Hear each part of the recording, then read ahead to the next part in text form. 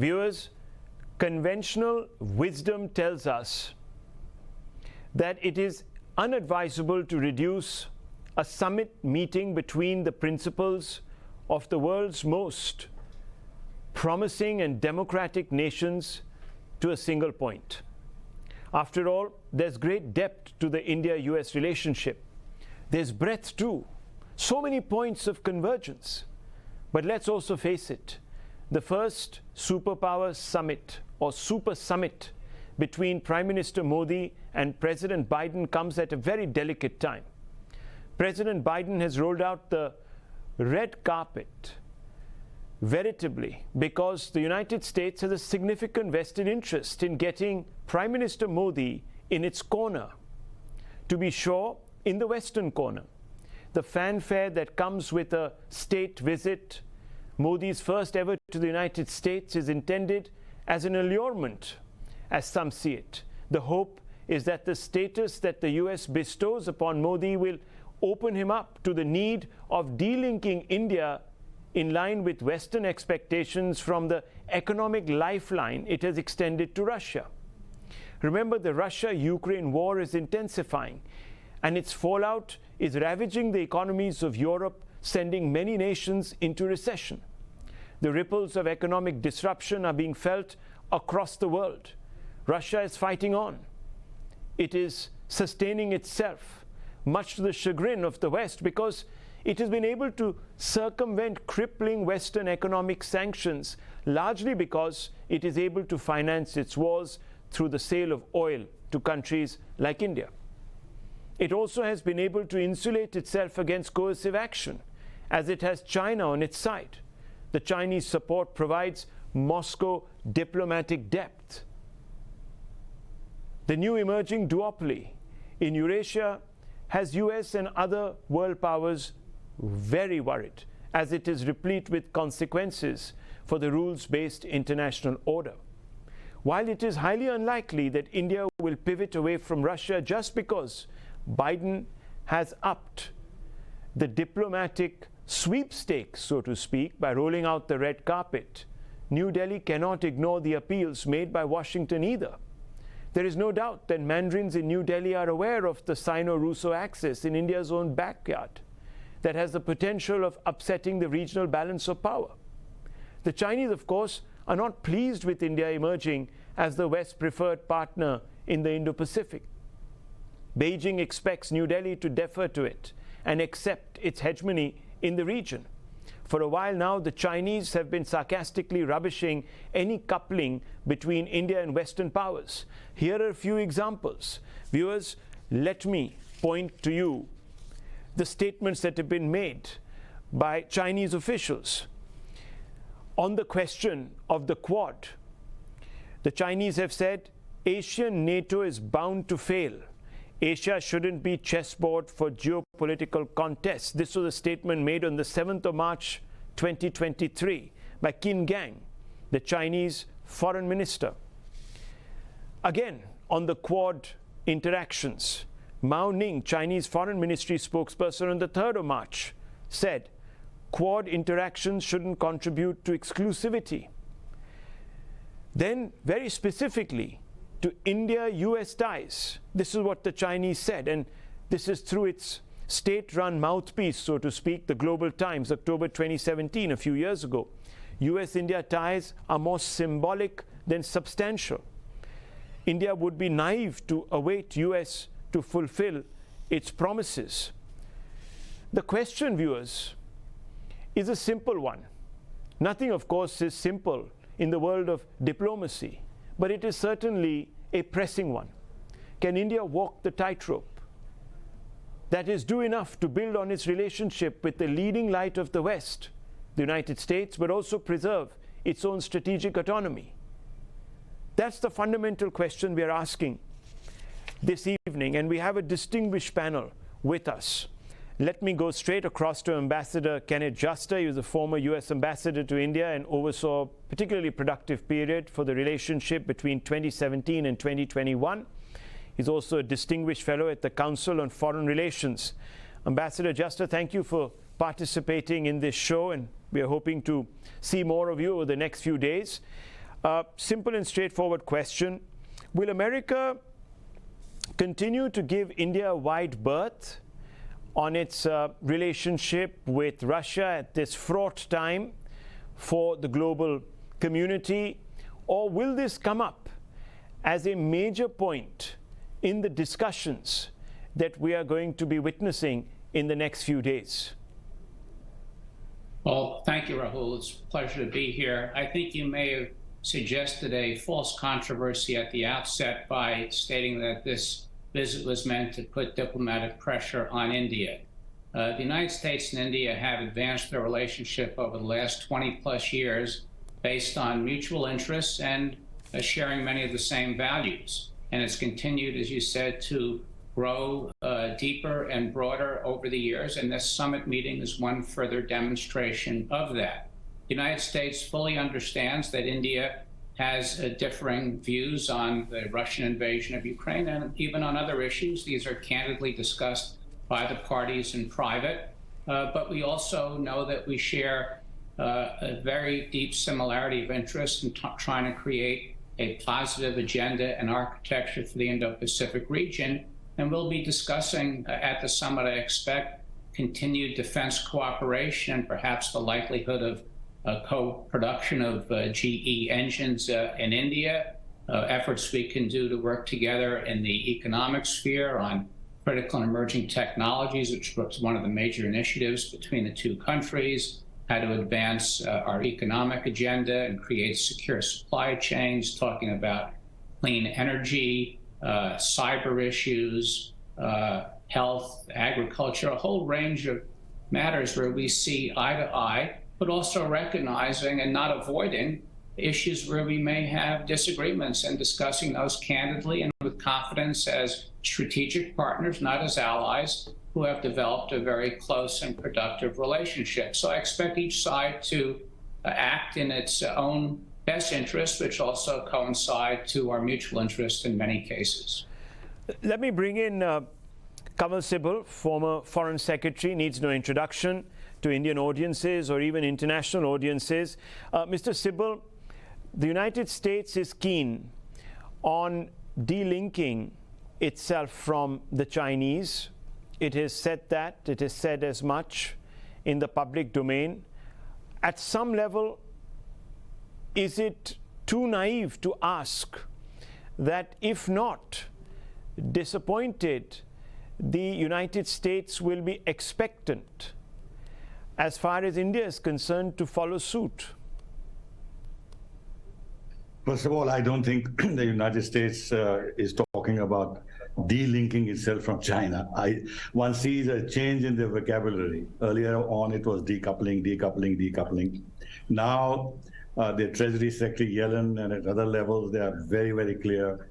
No question of decoupling, only de-risking, which means that those areas of dependence on China create a risk. Yeah, I stand corrected. De-risking United States was the word. On those issues, they will try and de-link themselves, if you like, semiconductors and all that. But the rest of the relationship, $600-700 billion worth of trade, is going to continue. So first of all, I don't think that if they maintain that level of relationship, de-risked relationship with China, they can tell us not to continue our trade relationship with China. So I don't think that is realistic.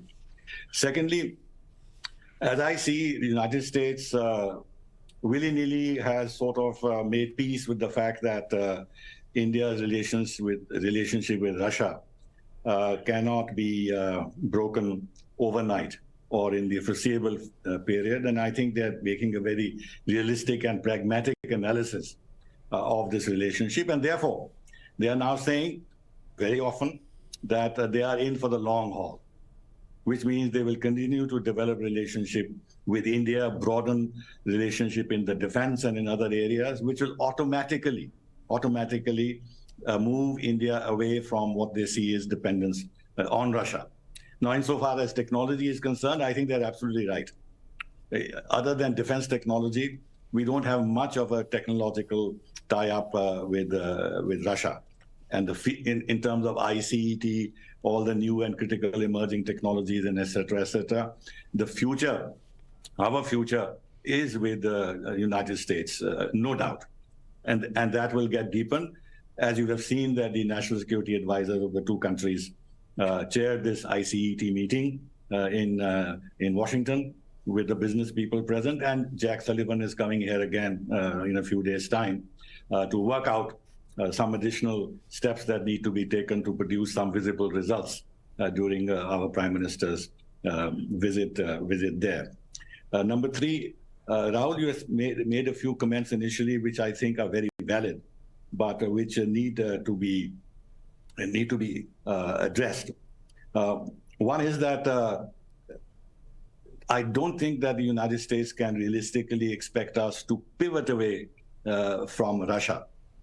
Now, that pivoting will happen in due course because of our expanded ties with the United States in so many areas, which means in terms of balance of our relationship with Russia and United States, already the balance is heavily in favor of the United States. It'll become even more heavily balanced. So there's no need for us to pivot away. So far as defense is concerned, I want to make a point here, which is that although we have bought $20 billion worth of defense supplies from the United States, however, if you see, we were declared a major defense partner. Then we were told that you were NATO-like status in terms of access to technology. We signed all the foundational agreements. Then we signed all the industrial security annex. And now when the defense secretary has come here to Delhi, we said that we're going to begin negotiations on security of supply arrangement and reciprocal defense procurement arrangement. And we have said that, look, you must remove these stringent hurdles that you have, these very complicated rules and regulations, and fast-track technological cooperation and co-production, et cetera, et cetera. What I mean is that it is going to be a long haul.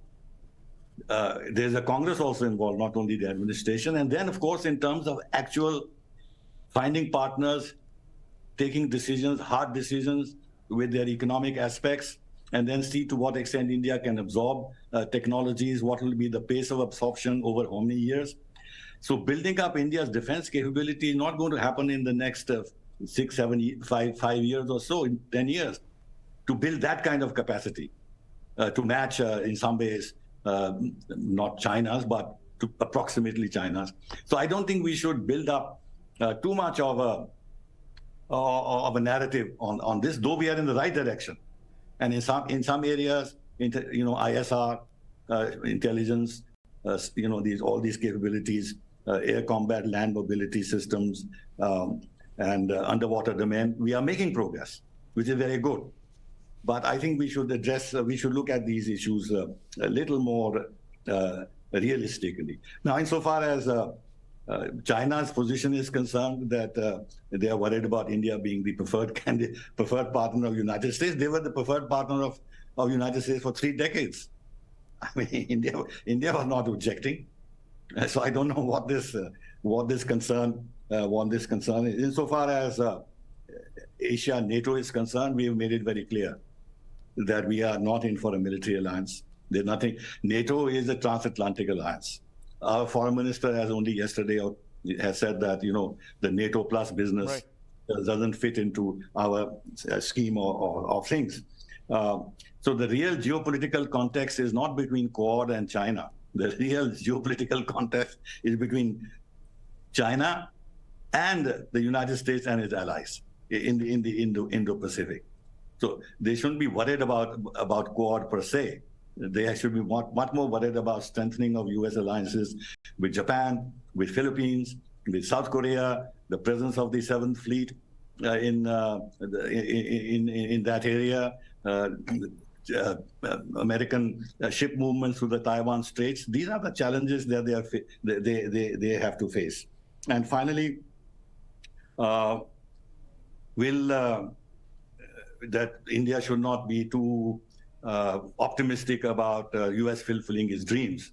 But I think China fulfilled its dreams over 3 decades by coming as close to the United States as possible and its allies and becoming the power that it is today. So why do they theoretically deny us the possibility of our relationship being built up on those lines and delivering the promises which China has already absorbed which have helped it to become a global power. Well, let's engage with that question, but before that, I want to bring onto the table statements that have been made, and I want to have Ambassador McKinley talk about them. He was also senior advisor to the Secretary of State.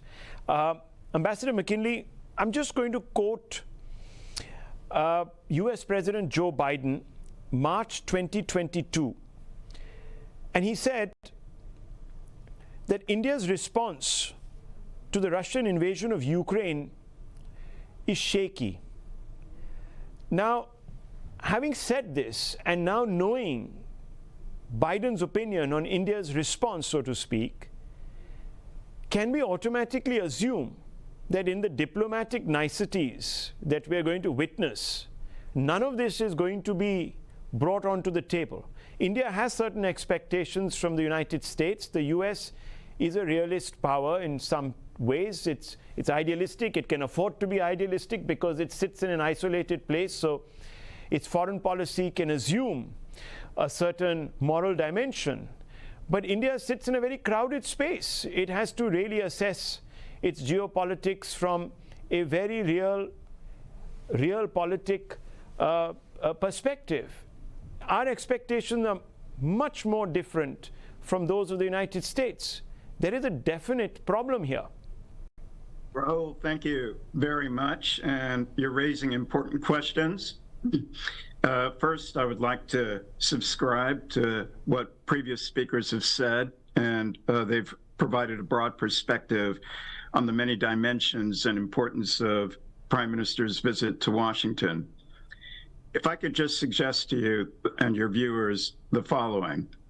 The relationship really needs to be viewed in what is a broader strategic shift on the geopolitical stage over the last 3 to 4 years. And the relationship with India, as Ambassador Juster has pointed out, has been building for 20 years. This is the 8th visit, I think, of the Prime Minister to Washington, the 3rd during President Biden's time in office. And there has been a mushrooming of the relationship at the strategic level, at the economic level, and working regionally.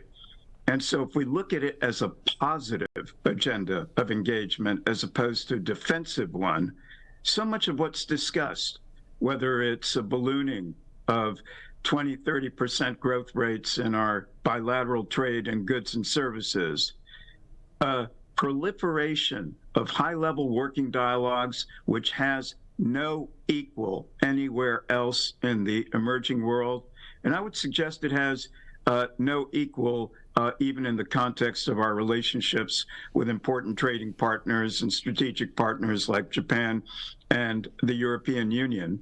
We are intensifying this relationship, but so is India, and with a goal that's heavily focused on improving the lives of our populations, meeting new challenges with a digitalized economy, looking at learning from the supply chain challenges of the COVID pandemic period, addressing rule of law questions for the broader Indo-Pacific area, development questions in the Pacific Islands, climate change development. I would note just last year the launch of the I2, U2 initiative with the Emirates, with Israel in the Middle East, India's growing role in sub-Saharan Africa with development assistance and economic ties, the statements of the Quad in the last meeting on the margins of the G20, which focused heavily on economic and development questions. This is a very broad relationship developing with an agenda that goes far beyond the crisis issues of our time. Now, in addressing the specific concerns on Russia, and you didn't ask me about China, but I'll mention a couple of points on China. The fact is, something like 150 countries in the world have not imposed sanctions on Russia. The United States continues to have a very engaged discussion with those countries and work on principles regarding what's happening with Russia's invasion of Ukraine. And what's significant is there's no pushback anywhere in the world on the fact that the invasion should not have happened, was wrong, violated international law. I believe India joined China in voting recently on a measure regarding Russia's aggression in Ukraine. So the principles on what is happening are agreed.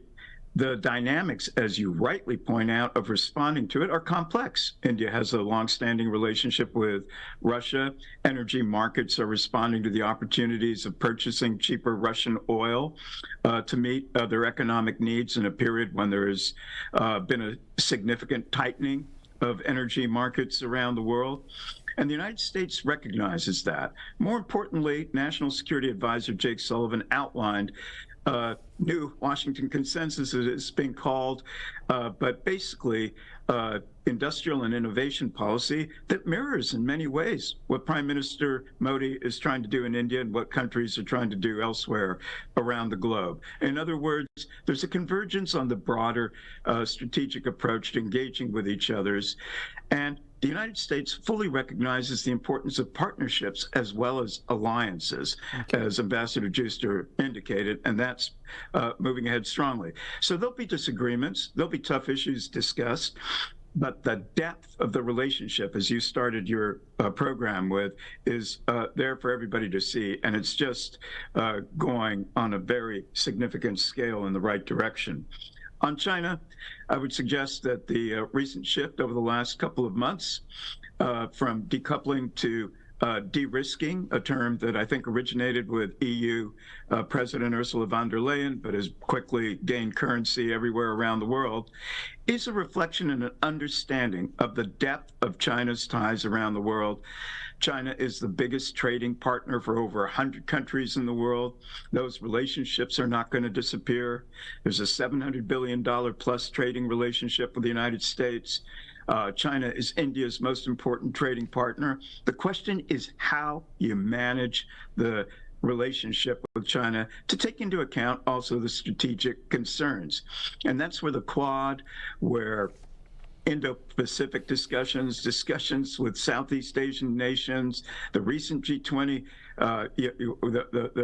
meetings and discussions, the rising prominence of countries like Indonesia in the equation. India and the United States are talking about all these issues, not in a defensive, I repeat, way, in a proactive, positive agenda of strengthening ties with each other and with countries in the region as they take a longer-term view of the relationship with China. Let me bring in strategic affairs expert Brahma Chelani and also Andrew K.P. Leung, international and independent China strategist, into this conversation. Mr. Chelani, in a recent opinion piece, you've written how Joe Biden's last-minute cancellation of his planned appearance at a Quad summit in Australia reflects that the war of attrition in Ukraine is deflecting Washington's attention from mounting security challenges in the Indo-Pacific region. India will be mindful of this, won't it? Well, I think the war in Ukraine is going to define some critical relationships in the world, because if you look at it more broadly, it's Russia's invasion of Ukraine, but the US is getting deeper and deeper involved in the war, flooding Ukraine with weapons, providing Ukraine with battlefield targeting data, and Britain, US, and some other allies have even sent some special forces, which are deployed near the front lines to help Ukraine carry out acts of sabotage. So this deepening US involvement is going to weaken Russia for sure, but it's also sapping America's strength. And the longer this war continues to distract the US from the mounting security challenges in the Indo-Pacific region, the greater the risk that that China will be tempted to carry out aggression against Taiwan. A lot of commentators say that the Russian aggression against Ukraine has shaken the foundations of the global order. But if China were to throttle Taiwan and take over Taiwan, that would usher in a new global order. It'll end America's global preeminence. So the war in Ukraine should not deflect attention from the challenges in the Indo-Pacific region, and I think that's the reason why India is so important for Washington. India will continue to quietly gain greater salience in US policy, especially as Russia and China deepen their strategic partnership. Instead of driving a wedge between these two natural competitors, US policy is helping turn China and Russia into close strategic partners. So if the US is not going to accelerate its relative decline through strategic overreach, it needs India more than ever. And let's be clear on one thing, the US goal apparently is to build a soft alliance with India that needs no treaty. So the objective really is to bring India firmly in America's orbit of close partners in an era of sharpening geopolitical competition. India is a critical swing state. So if Washington can bring India into its orbit of close partners, it'll be able to advance its core interests, not just in the Indo-Pacific region, but in the broader world. Let me bring in Mr. Leung on this. He's an international independent China strategist, as I've already said. Why should China be chafing at a deepening US-India engagement? You've had great ties with the United States, as Mr. Kamal Sibal said, and you've profited. You've become the power that you are. Why grudge India? Well, I think that the big elephant in the room is not so much China and India, but China and the United States, because China has now become the arch enemy of the United States on all fronts. Not only China is seen to be trespassing on Americans' traditional values, so democracy and liberty, but China is perceived to be cheating and also transgression of human rights, on perceived aggression in the South China Sea, and a whole range of issues threatening Americans' hegemonic dominance. So you can see that running around all these scenarios is the Americans' desire to ally, to form closer partnerships with its allies or countries based on democracies like India, and also a lot of the European countries to contain China. Of course, the rhetoric has changed from decoupling to now de-risking. But then, on the other hand, de-risking is pushing towards the envelope, encompassing a lot of different issues. Even TikTok, for example, the social media is regarded as national security. So as far as Beijing is concerned, it is seen to be Americans' ploy to contain China on all fronts. And this also lends itself to a different scenario around the world. American hegemony and dominance have been persisted for so many decades since the Second World War. But now, Americans' ability to call the shots on all times, on all countries, has changed quite significantly. For example, India is also, as pointed out just in this dialogue, is able to develop a more independent kind of strategy as far as Ukraine is concerned, at least. And of course, not only India, but a lot of the countries in the global south do not want to be cajoled into condemning even Russia, even though, of course, in terms of principle, they ought to, but in terms of their country's national interests, they don't see why they could sing according to the American hymn book. So the whole world is changing into a more multipolar kind of dynamics. Now, as far as the relationship with India is concerned, as pointed out, India is following a more kind of independent kind of strategy, still maintaining ties with Russia, not only on energy and oil, but on the military. For example, a lot of Indians' weapons have been supplied by Russia. But on the other hand, being a democracy, the world's largest democracy by population, India, of course, sees its very close ties with the United States. And then, of course, it's in Americans' interest to form even closer partnership with India in order to consolidate the so-called global alliance of democracies to contain China. Now, the rhetoric is that, okay, and this is not only in terms of security on technology, like the semiconductors, not only in terms of China being seen to be eating Americans' lunch in exporting a lot of high-tech goods, but also in terms of China's growing military capabilities. Its Navy is now the largest in terms of numbers in the world. But of course, this ignores Beijing's national security concerns, because if you look at the South China Sea, it is China's sea lane of communications through which passes China's lifeblood of import of energy, of international trade, on which the whole stability of the Chinese nation depends. And so naturally, China would increase its defense capabilities. All these turning islands into fortifications in response to the containment of China in the so-called first island chain center in Okinawa, the second island chain center in Guam. Now, but China also is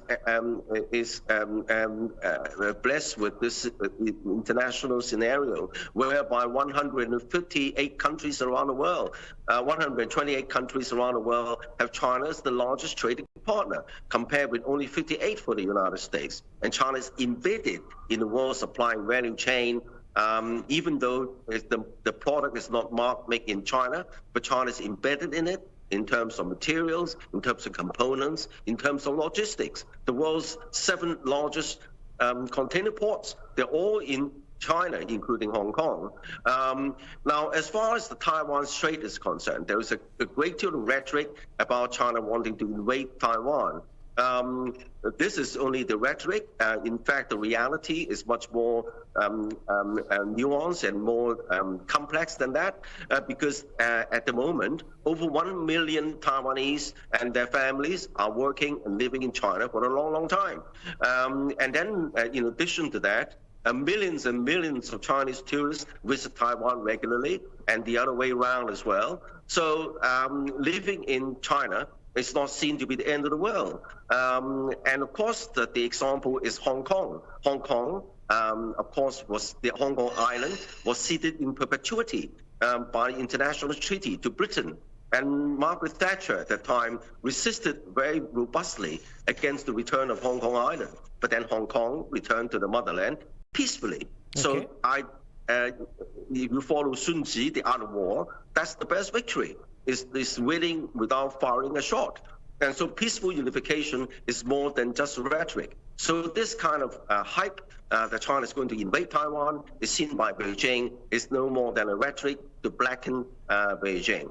So I think that we're seeing a world which is much more multipolar, much more complicated, much more nuanced. And it is significant that over the past couple of months, not only weeks, the rhetoric in the United States changing from decoupling to de-risking, and also even President Biden was saying the relationship between China and the United States is going to be returning to normal.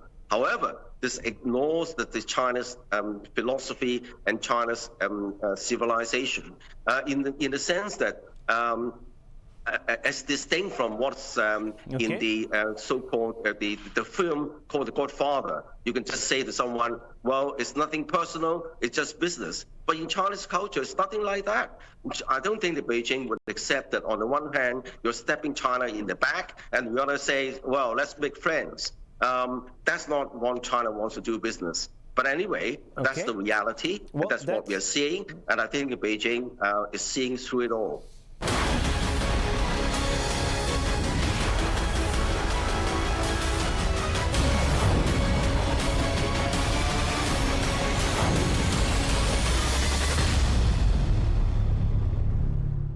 आप ही बता दीजिए असली captain कौन? Simple captain दही जो tough और शंगो। Correct. आपको tough और शंग कौन बनाता है? अंडा। तो फिर कैप्टन कौन? अंडा। करेक्ट। संडे हो या Monday.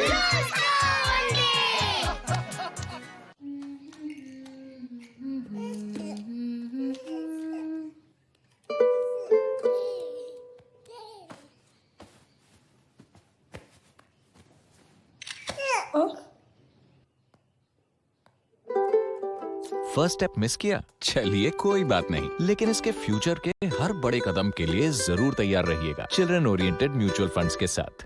Mutual fund investments are subject to market risks. Read all scheme-related documents carefully.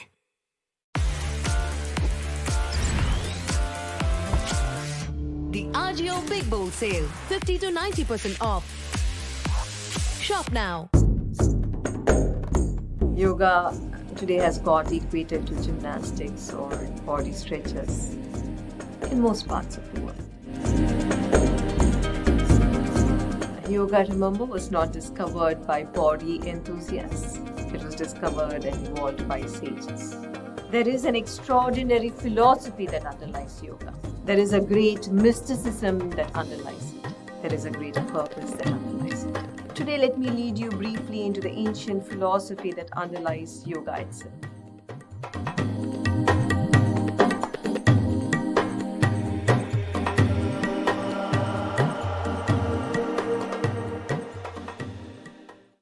Kent से पानी होता है 100% प्योर। केंट आरओ प्योरिटी दिखाता भी है। केंट देता है सबसे शुद्ध पानी। No one in my family is a lawyer, so I wanted to be the first. Future-ready law professional in this legally advanced world. And to be a top lawyer in today's age needs a hand-on training and experience. Yes, I'm talking about Bennett University's 5-year law program. Social media, AI, crypto, NFT, moot court training from first year, internships in High Court and Supreme Court. Bennett completely redefined the meaning of the word law. That's what is preparing me today. Diabetes control करने के लिए आपने इतने steps उठाए। No thanks. तो हमने भी आपके लिए एक कदम बढ़ाया। Bajaj Allianz life insurance presents diabetic term plan, India's only term plan exclusively design for diabetics. ये प्लान आपको हेल्दी लाइफस्टाइल अपनाने पर रिन्यूअल प्रीमियम्स पे रिडक्शन देता है। समझो हो गया। दुनिया में कुछ लोग कहते हैं और कुछ लोग करते हैं। जब कहा गया देश में सोलर पावर सफल नहीं हो सकता, तो हमने सुना नहीं, उसे सफल कर दिखाया। कहा देश का सबसे बड़ा पावर प्लांट बनाना इम्पॉसिबल, तो हमने पॉसिबल कर दिया। बोला कोने कोने तक बिजली पहुंचाना किसी के बस की बात नहीं, हमने पहुंचा दी। सवाल उठे एनवायरमेंट फ्रेंडली गैस सब तक कैसे पहुंचेगी? हमने वो भी पहुंचा दी। कहा तो ये भी गया पैकेज फूड बिजनेस हमसे नहीं हो पाएगा, लेकिन हमने कर दिखाया।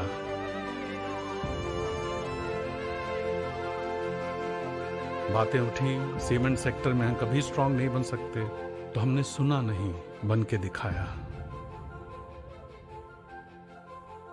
चर्चा हुई देश में इतना बड़ा पोर्ट बनाना असंभव, हमने संभव कर दिखाया। और जब कहा गया देश के एयरपोर्ट्स इंटरनेशनल स्टैंडर्ड्स के नहीं हो सकते, तब भी हमने सुना नहीं, कर दिए। मुश्किलों की नहीं सुनते, हम करके दिखाते हैं। अदानी, हम करके दिखाते हैं।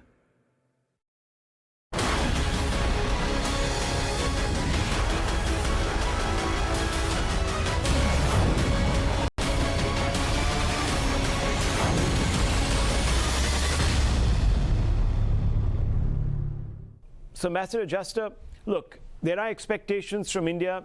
Obviously, you want to see India in the Western Hemisphere, in the Western corner, so to speak. But for that, don't you think you need to sort of bring more to the table and address India's expectations? Well, let me first address some of the issues relating to China, then I'll come to your issue about bringing more to the table. Look, I've heard a lot of false narratives and inconsistent points, but if in fact, as the last speaker said, the world is becoming more multipolar, then countries are acting out of their own self-interest and agency, and countries have reacted to China's behavior and aggression. That's India has reacted to the Chinese incursions on their northern border. The countries of ASEAN have reacted to China's expansion in the South China Sea. Japan has reacted to China's efforts to coerce them in the East China Sea. And we've seen this throughout the region. So the fact that Japan is increasing its defense budget, that Australia is acting more assertively, that the United States is expanding its relationship with the Philippines, that India and the United States continue to work more closely together on issues of common interest, this is not due to things the United States is doing. This is due to reaction of what China has done. As has been said previously, the United States has worked productively with China for years, but the Chinese regime seems to have altered its perspective and its behavior, and that's what the rest of the world is responding to. No one wants a conflict with China. We have repeatedly sought to have a dialogue with them on issues that we can work together on, and regrettably, in many cases, the Chinese have rebuffed this. So I don't think it's the United States seeking to pile up on China. It's countries reacting to what China has done. Similarly with Russia, the United States didn't create an invasion into another country. The Russians decided to do that. And what's at stake for the world, and India has also evolved its position, as indicated in its own statements, is the notion that you can violate territorial integrity and sovereignty without any consequences. It has no place in international affairs. That is not something that the world should tolerate. So getting back to your question, does the United States need to put more on the table to lure India to do certain things? That's not how the relationship has evolved. The United States has done a variety of things that have been beneficial to India, but also are beneficial to the United States. Conwell, Sybil, and I began over 20 years ago a high technology cooperation group that has expanded now into a broader strategic trade dialogue to help exchange technology, enhance security, and advance the prosperity of both of our countries.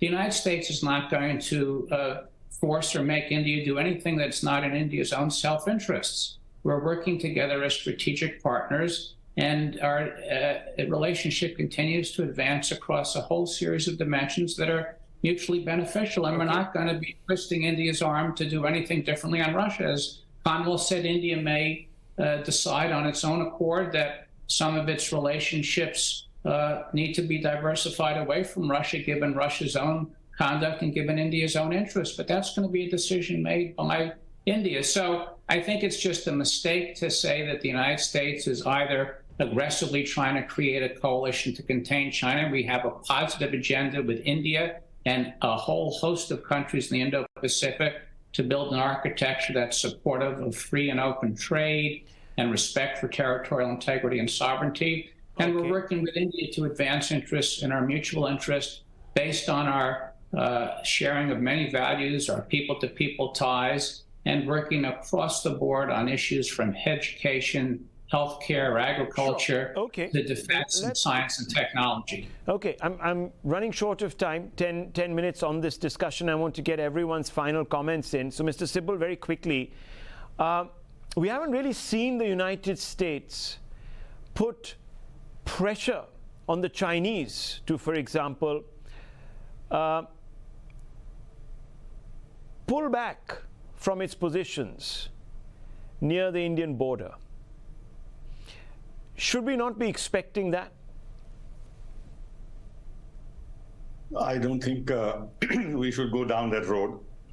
It is enough that the United States has been supportive during the Ladakh crisis in terms of sharing intelligence and providing some critical materials for a combat at these high altitudes.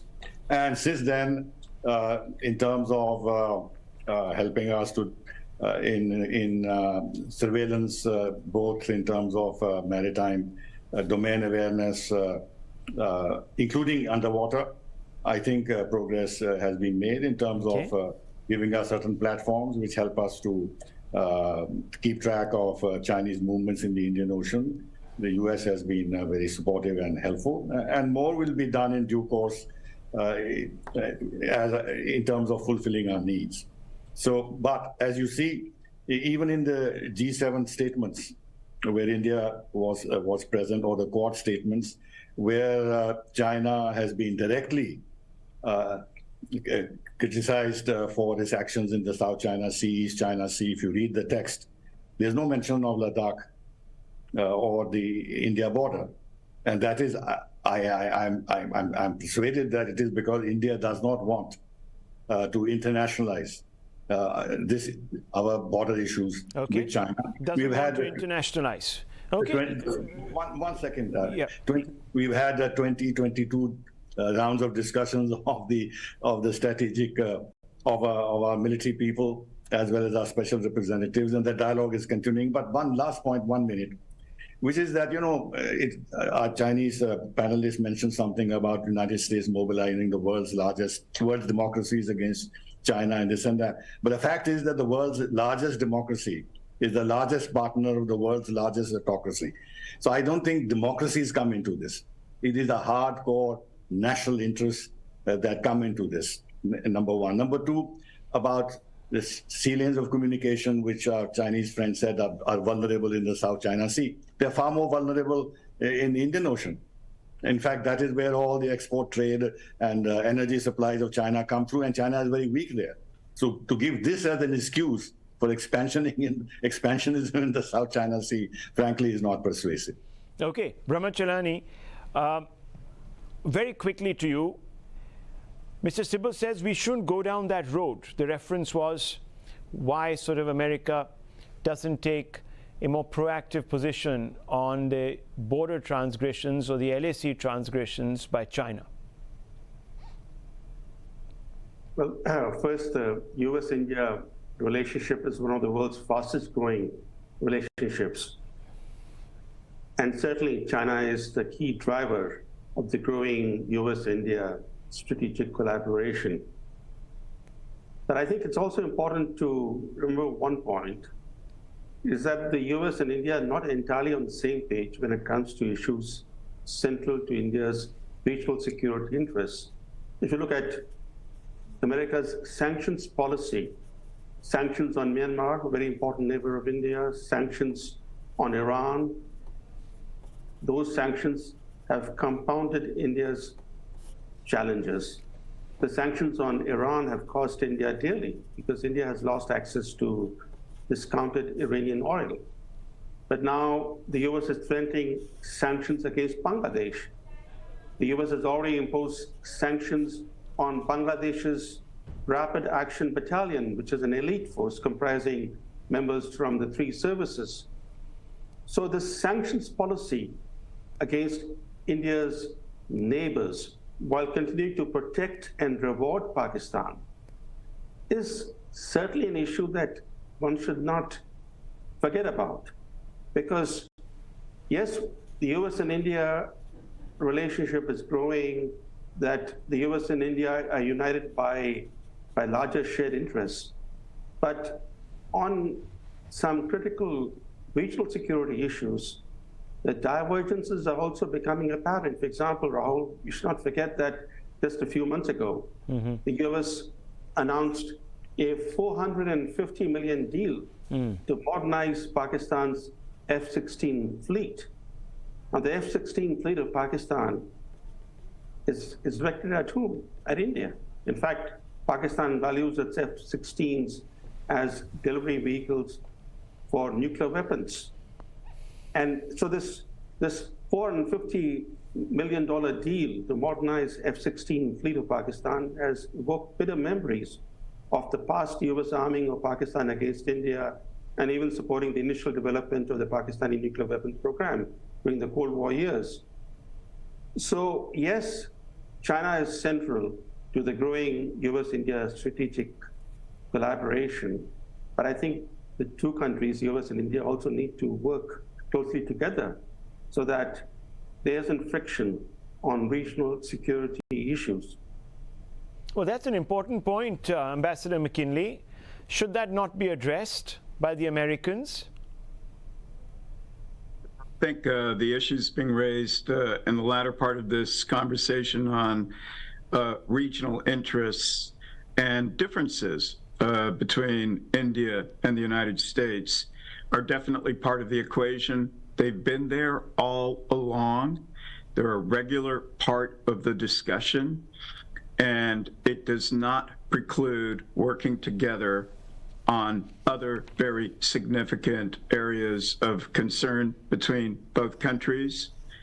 And on balance, we wouldn't be seeing the intensification of dialogue on key strategic and regional issues if there wasn't an understanding that what unites us is far more significant than what it causes frictions in the relationship. And I do think some of these questions will be discussed in the Prime Minister's June 22nd visit to Washington. And a final point on Russia, since you raised it at the beginning of this conversation, I would just suggest that the invasion of Ukraine, whatever position people decide to take tactically on the invasion, we should not forget that the principle of invading another country to take away territory in defined international borders or to obliterate the existence of a state, which seemed to be the original motivation for the invasion, is an existential question, not for Europe and the United States, but for the entire world, because there are border issues all around the world.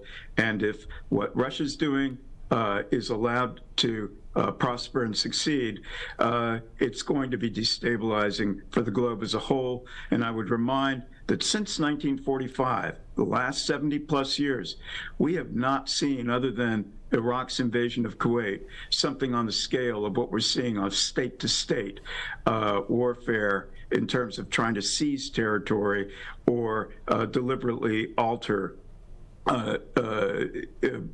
boundaries and even the existence of a state on the scale we're seeing with Russia's invasion of Ukraine. Thanks. But it's very interesting, because I'm going to wrap out, viewers. Of course, we'll have more elements to talk about later as the week unfolds on different aspects of this relationship, with more guests and perhaps some of the same ones.